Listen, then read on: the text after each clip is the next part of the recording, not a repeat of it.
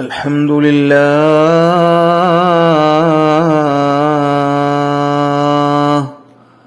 الصلاة والسلام على أشرف رسول الله وعلى آله وصحبه أجمعين أما بعد.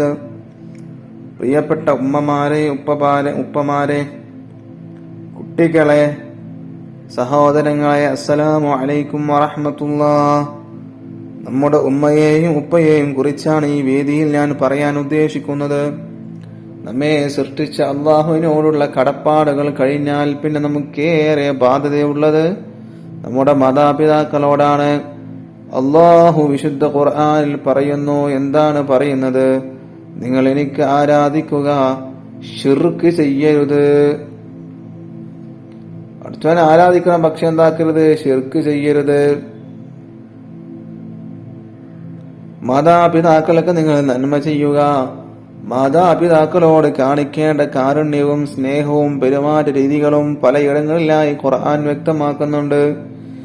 ഇരുലോക വിജയത്തിന് നിദാനമായ മുഴുവൻ കാര്യങ്ങളും പഠിപ്പിച്ച അതുല്യ ഗുരുവാണല്ലോ ലോകത്തിന്റെ നായകൻ ഒരു മുത്ത് മുഹമ്മദ് മുസ്തഫ സല്ലല്ലാഹു അലൈഹി വസല്ലം തങ്ങൾ.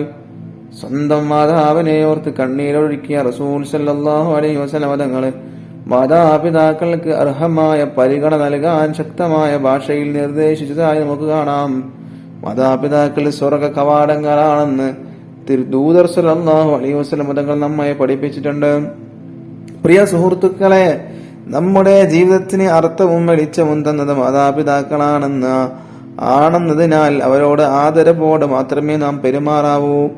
അവരോട് അനുവർത്തിക്കേണ്ട മര്യാദകളും കടപ്പാടുകളും അതിന്റെ ശ്രേഷ്ഠതകളും വിശദീകരിക്കുന്ന ഉപദേശങ്ങൾ നബി സല്ലല്ലാഹു അലൈഹി വസല്ലം തങ്ങൾ നിരവധി നടത്തിയിട്ടുണ്ട്. അള്ളാഹുവിനേറെ പ്രിയപ്പെട്ട അമൽ ഏതെന്ന് ചോദിച്ചപ്പോൾ സമയത്തിന് നിസ്കരിക്കലും മാതാപിതാക്കൾക്ക് ഗുണം ചെയ്യലുമാണെന്നാണ്, അള്ളാഹുവിന്റെ മാർഗത്തിലുള്ള പോരാട്ടവുമാണെന്നാണ് നബി സല്ലല്ലാഹു അലൈഹി വസല്ലം തങ്ങൾ ഉണർത്തിയത്. ആധുനിക സമൂഹത്തിൽ മാതാപിതാക്കളെ സമൂഹത്തിന് ബാധ്യതയാകുന്ന ഇടത്തേക്ക് കാര്യങ്ങൾ എത്തിപ്പെട്ടിരിക്കുകയാണ് എന്നതാണ് യാഥാർത്ഥ്യം. പ്രായമാകുന്തോറും സ്വതന്ത്രമാകേണ്ട മക്കൾ മാതാപിതാക്കളെ വൃദ്ധസദനങ്ങളിൽ കൊണ്ടുവിടുന്ന അവസ്ഥ എത്ര വേദനാജനകമാണ്. ഇതിനു പുറമെ അവരെ ചീത്ത വിളിക്കുന്നവരും കുറവല്ല.